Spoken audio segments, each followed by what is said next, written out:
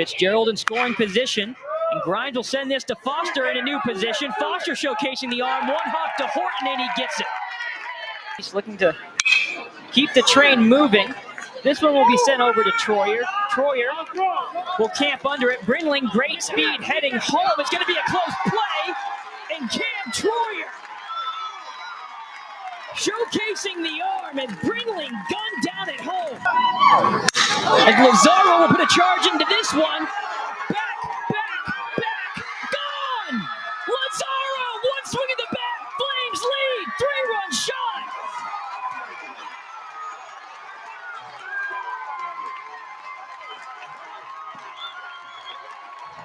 They were worried about the bunt. Instead, he dropped an absolute bomb.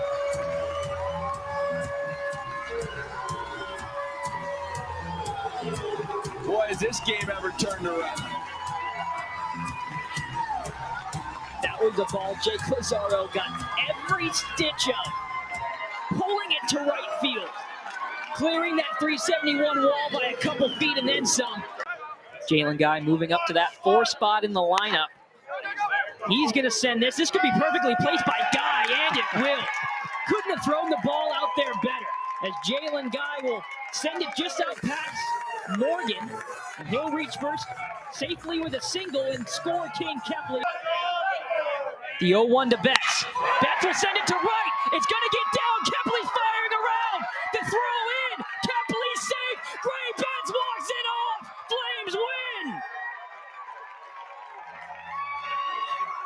Who better than Gray Betts to send the Liberty crowd home happy? The Liberty veteran comes up big when they need him and sends the Flames home with the win. Looks in, Jalen Guy. He's going to send this out to left. It will be corralled by Reich. However, Kepley's going to score with ease. As the Flames will go up to Jalen Guy does the job, sending it out to left, and the sack fly will push the Flames to double digits. Yeah, it's a veteran at bat. You don't have to do too much there. Welcome to the LaHaye Ice Center, home of the Liberty Flames in Lynchburg, Virginia, where the 5th-ranked 13-10-1 Liberty University Flames host the 2nd-ranked 25-2-1 Adrian College Bulldogs.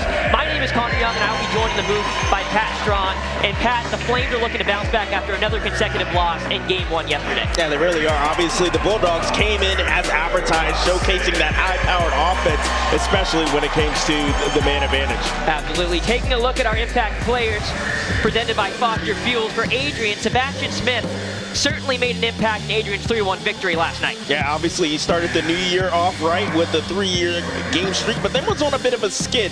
Last night he showcased his not only game-breaking ability in this play right here, that was the beauty of a goal, but he also got it done on both ends of the ice. Look to him to do the same once again here tonight. Absolutely, and for LU, they're going to need to rely on their leading goal scorer, Jason Fultz, to get back in the win column this afternoon. They really are. Obviously, he's been on a bit of a skid to start the new year too, and you really need him to use his playmaking. Credit the Bulldogs. They did their homework, really getting the sticks in that toe drag move that he uses so well. You want to see him just continue to use his speed, not just to pop goals, but more importantly, set things up and create offense for the rest of his line mates. Great job on the feed, on the back door, unable to finish though, but that's what you want to see.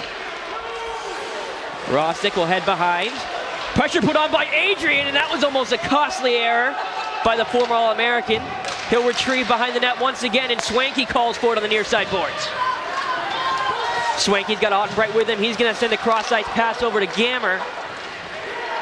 As the pace of play is starting to quicken here in period 1 as both teams get their legs under them and start to fire away. We'll see another shot through traffic. Rostick's able to track it in with the glove. Yeah, great shot, which has possessed the puck a ton, so that's what they want to be able to try to continue to do. Bogenholm with a head of speed makes one miss and a beauty! Either team, as this one's going down to the wire, as it so often does when these two teams clash.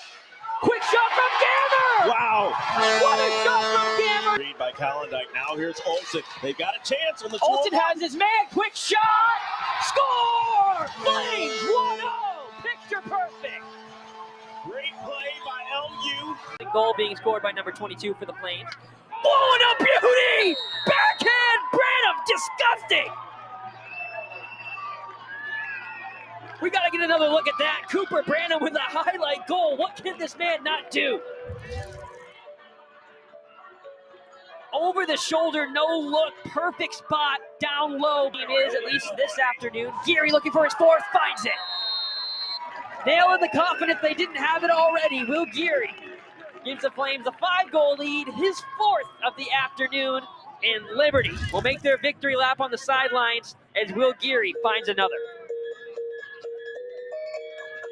Yeah, to JMU's credit, the Flames haven't been able to get much going offensively. However, coming off that timeout from their head coach, able to talk things over, settle things down, and try to figure things out on the offensive end are the Flames, and they're going to look to put together their first productive offensive possession here in this early matchup, and a turnaround shot from Calvito will be blocked by Buchanan, and Buchanan has had quite a couple of games in her own right, coming off of an American Athletic Conference Goalkeeper of the Week nomination on Monday, as Buchanan's been a big reason why JMU's been able to knock off some tough opponents and continue to travel up the polls.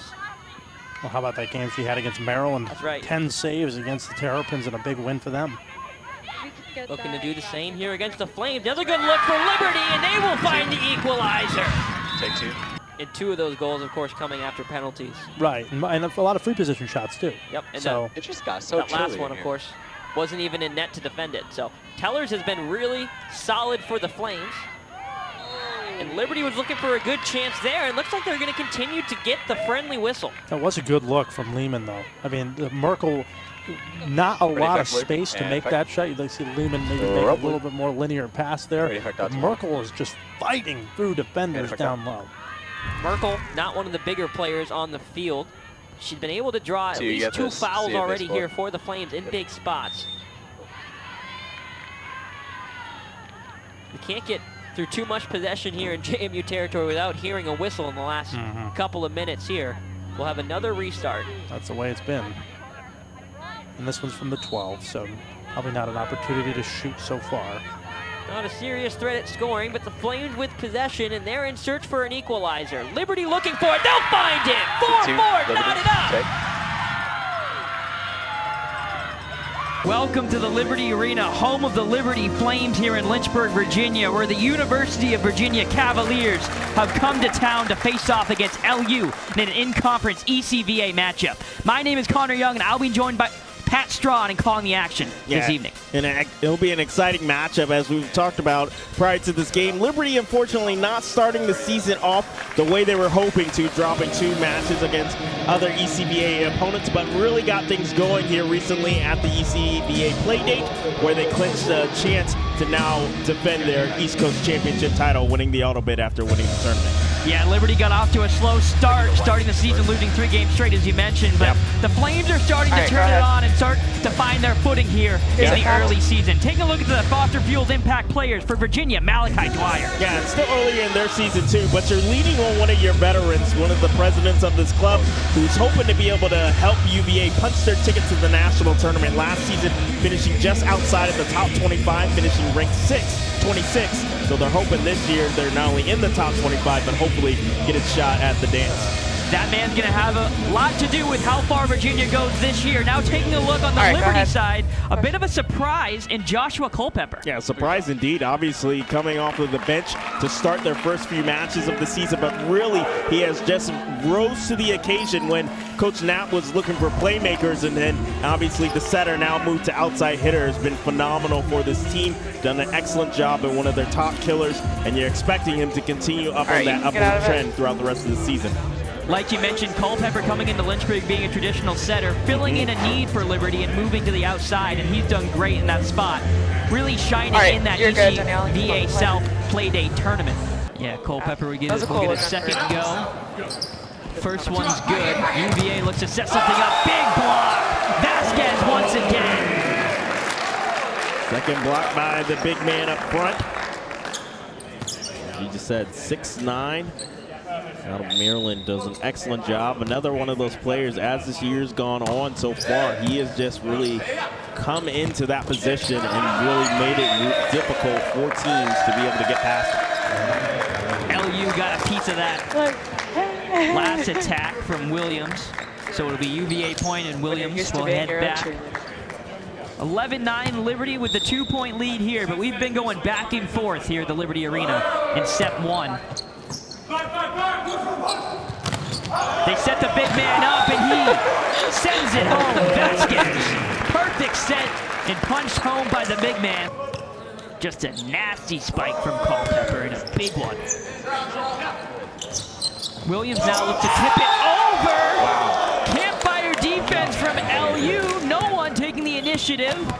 And that will make its way down to the floor, and we're all tied up at 21. Okay, going back to what I think is really set. Another reason why Virginia has set apart in the second and third set. Liberty's been good on the block all day, but in set 1 they were great. As you see, a nice attack there by Culpepper, and a block from Vasquez, kept alive by Keith.